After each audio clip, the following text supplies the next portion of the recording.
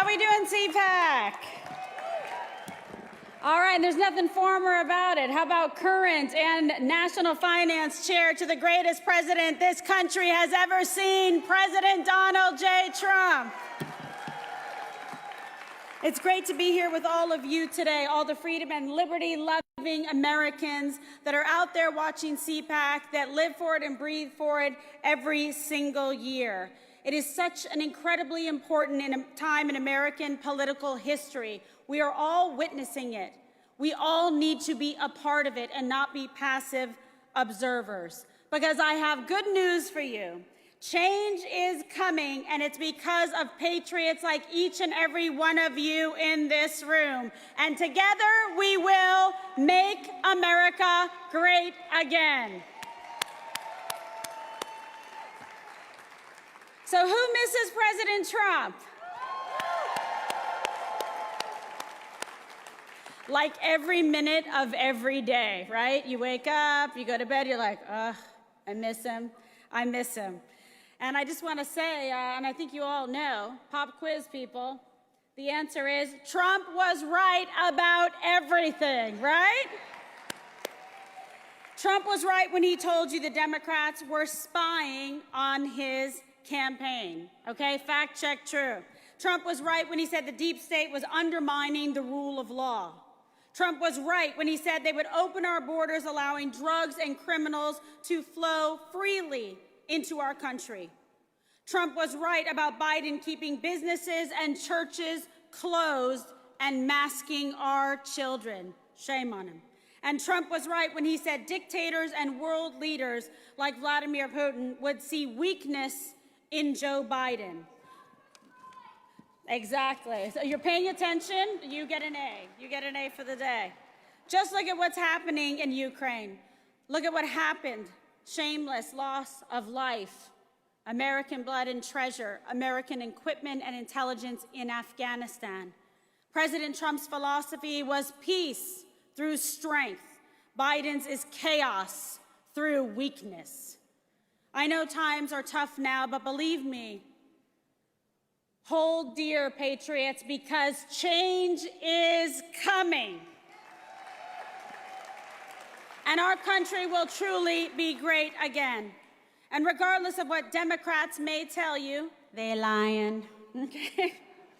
America is still the greatest nation on earth. And this great nation is the home of the brave and the land of the free. And in this country, we stand for our flag. We salute our veterans and the men and women in blue and law enforcement that serve our communities, our cities, fearlessly throughout this country.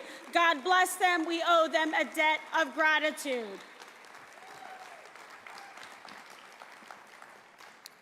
Now, thanks to Joe Biden, we are a country with this weak administration, and we are at the risk of losing that freedom, that respect for our men and women in blue and our veterans, and sadly, the respect and fear that people had from other countries about this country being strong, this country having the moral fortitude, the strength to do what was right.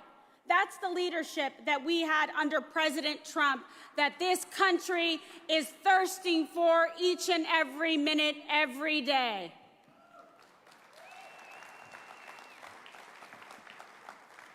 We have seen so quickly, so fast, more probably than any of us could have anticipated what is happening to our nation.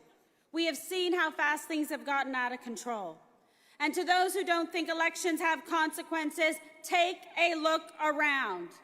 It turns out rigging elections for incompetent, weak leaders actually has consequences, does it not?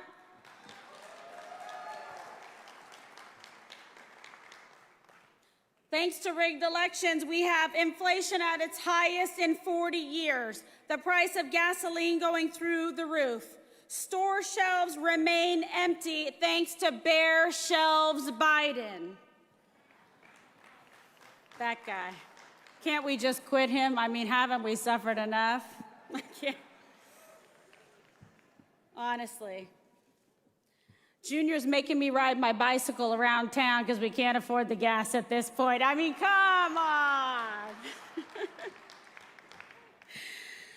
But we can and we will make change in this country. In fact, we must, because there are Americans, hardworking Americans, that are struggling to provide for their families. And not too long ago, they actually had more discretionary spending and choice and cash in their pockets because President Trump said, you know better what to do with your hard-earned money than the tax and spend liberals in Washington, D.C. And now we have illegal aliens crossing the border in possibly the highest numbers that we have ever seen. And you heard the words of the fearless Border Patrol agent as he spoke so eloquently and with emotion and grace about what he has seen at the border, about the sacrifices and the way that this administration, the country, has turned its back on ICE, on Border Patrol agents that are putting it on the line every single day and night. And we stand and we salute them for their courage and their sacrifice to this country.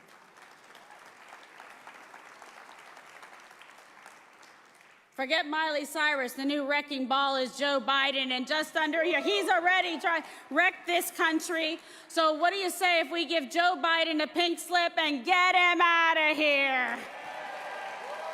And take Kamala Harris with you while you're at it. And take Pelosi with you while you're at it. And Schumer and AOC and the whole group of them. Get them out of here.